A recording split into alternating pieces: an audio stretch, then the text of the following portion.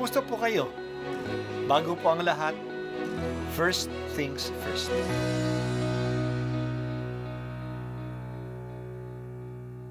Good morning po. Sinisimulan po natin ngayon ang first things first.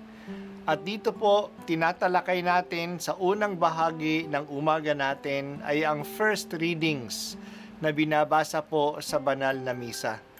Ito pong tinatalakay natin kasi madalas po kasi marami na tayong alam tungkol sa gospel readings.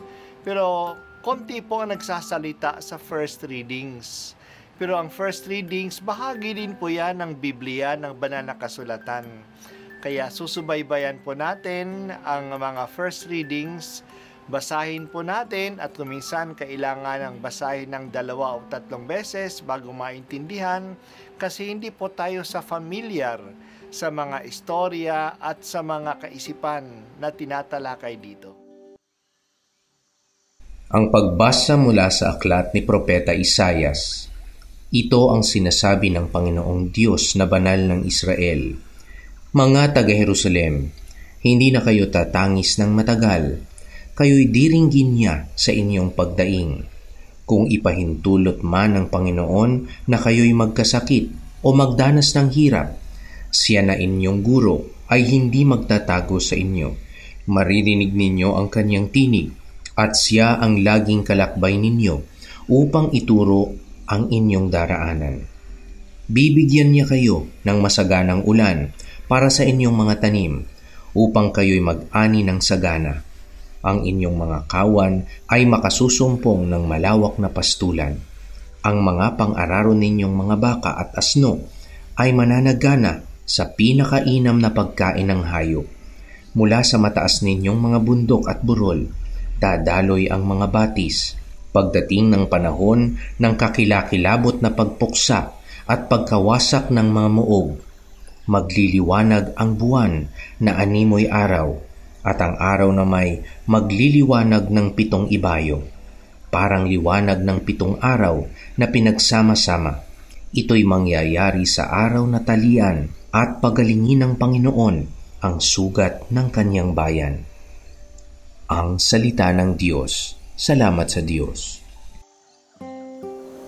Patuloy tayong kumukuha ng ating pagbasa sa aklat ni Propeta Isaias. At ang mga pagbasa na kinukuha dito ay ang mga propesiya ng pagdating ng magagandang bagay na ibibigay ng Panginoon sa Jerusalem. Kinikilala sa Biblia na ang Diyos ay ang ultimate cause, ang pinanggalingan ng lahat ng pangyayari sa mundo. Sa Kanya nanggagaling ang lahat ng mabuting bagay. Kung may nangyayaring masama sa atin, yan ay dahil pinahintulutan din ng Diyos. Kaya tumawag tayo sa Kanya. May pinasasabi din siya kahit na sa masasakit na pangyayari. Dinggin natin ang sinasabi niya at sundin natin ang daan na Kanyang pinakikita sa atin. Dinirinig niya ang ating mga daing at patuloy niya tayong pinapatnubayan. Ang mabubuting bagay na manggagaling mula sa Diyos ay inilalarawan sa atin sa pamamagitan ng magandang mga pangyayari sa kalikasan. Magkakaroon ng masaganang ulan upang ang ani ng mga tao ay maging masagana. Pati ang mga hayop na kanilang pinapastol ay magiging masagana. Dadami ang mga hayop. Ang mga ginagamit nilang mga hayop na magtatrabaho sa kanila sa pag-aararo ay mananatiling malusog. Magiging maliwanag ang araw at gabi. Lalakas ang liwanag ng buwan at ng araw. Noong panahon, wala naman silang problema sa global warming at hindi nila alam ito. Kaya para sa kanila, ang pagiging pagliliwanag ng araw ay isang biyaya, hindi isang salot. Ayaw natin ngayon na liliwanag ng 7 beses ang araw. Masusunog na tayo niyan. Pero sa kanila, ito'y tanda ng biyaya ng Diyos. Kasi ang liwanag sa kanila ay biyaya. Magandang pansinin na kapag inilalarawan sa Bible ang kasaganaan, ang ginagamit na larawan ay kasaganaan at kaayusan ng kalikasan. Masaganang ulan, maliwanag na araw, dumadaloy na batis, maraming ani, matatabang hayop. Pero totoo naman ito. A good life is described in terms of abundant and vibrant environment. Ngayong araw, alam natin ito.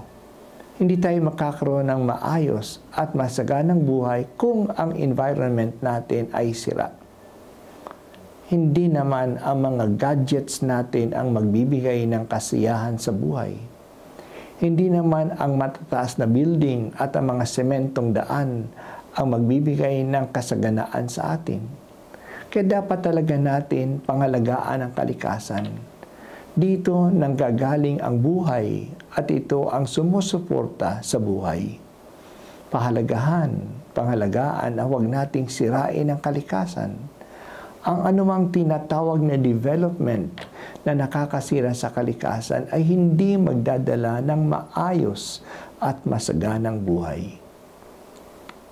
Salamat Panginoon sa palaging pagpapaalaala sa amin na ang kaayusan ng buhay namin ay may mahigpit na kaugnayan sa kaayusan at sa kasaganaan ng kalikasan.